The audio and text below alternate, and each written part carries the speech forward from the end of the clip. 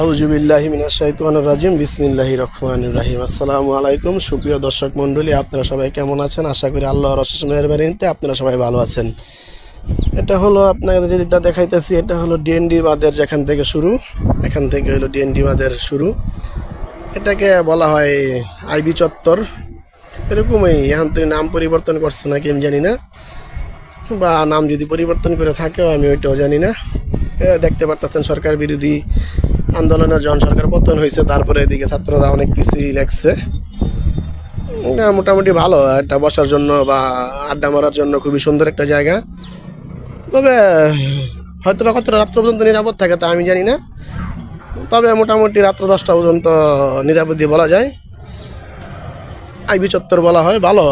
মোটামুটি অত খারাপ না। আপনারা যেখান থেকে যদি দূর থেকে আসতে চান আসতে পারেন, তবে দিনে দিনে আসলেই ভালো, বেশি রাত্র না কইরা।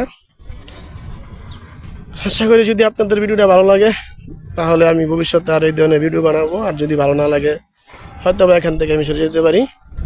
আল্লাহ হাফেজ, বেস্ট অফ লাক।